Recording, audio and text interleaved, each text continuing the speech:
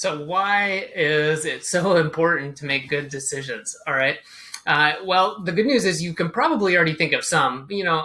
It's important to stay safe, right? If you make a bad decision and walk across the road and get hit by a car, that's got some really important impacts. But a lot of times we don't think about it in terms of those high of stakes, which is good because most of our decisions aren't that high of stakes. But when we start to dig into it, we start to realize, just beyond the I want to do the right thing that's going to get me the best results, what is it that we're doing and why should we spend time on this? So I'm Adam with Productivity Academy. We're going to dive right into that. And I wanted to talk about this because it's something I've been looking into. So I've been doing more and more reading. I'm working on a summary of a lot of some of the thought leaders' books, research, articles on this very topic, but I think it's important to share why this is important. And there's a really good analogy. This one was taken from my psychologist, and I don't have the name on me, but it was from the book Decisive. And it's a quote within a book. And just saying, the analogy here is like a car. You spend 95% of your time in a car going straight ahead, but that other 5% maybe is the turns, but the turns determine where you end up. And I think that is a great analogy. But I also think about it in terms maybe more directly of investing. And, we're talking about making good decisions, but then there could also be bad decisions. And when we're investing, your goal would be usually to grow, let's say, your money, whatever it is you're investing. And if you make good decisions, you keep adding on to that, right? And it grows over time. So maybe you start with $1,000, and if you can grow it by 10%, right? Now you have 1,100.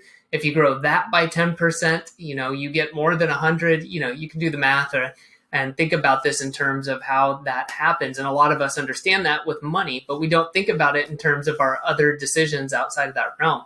Because the opposite is also true. If you take a loss, then it's harder to recover, right? If I lose 10% of that starting amount, I don't need to gain 10% to get back up. I have to gain more than 10%.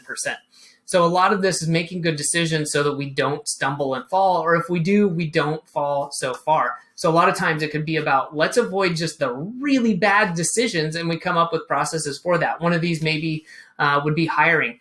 We start to come up with, well, here's the type of person I want on my team, but just importantly, here's the person I really don't want on my team. Here's a red flag. If a person comes in to interview or we give them a project, if these things happen, right? Like maybe it's poor communicator, they miss deadlines, you can say, okay, I really want to avoid that because even though I really like them or they're really cool or the output was great, I know that if they can't hit deadlines, they're going to screw up my entire team or operations.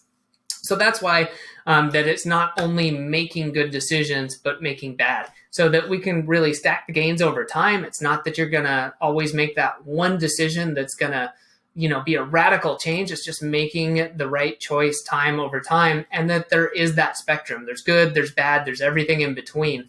And we just want to avoid the stumbling really far while we maximize the upside. So that is why making good decisions is so important. Hopefully, this is helpful to you. If you want, you can go down the link, visit the website, check out the other videos where I talk more about decision making. And eventually I will have a link to the bigger article that I'm working on. If you have any questions about decision making, any aspects of it, feel free, leave a comment and be happy to either answer that in a future video or work that into the big article. So have a good one.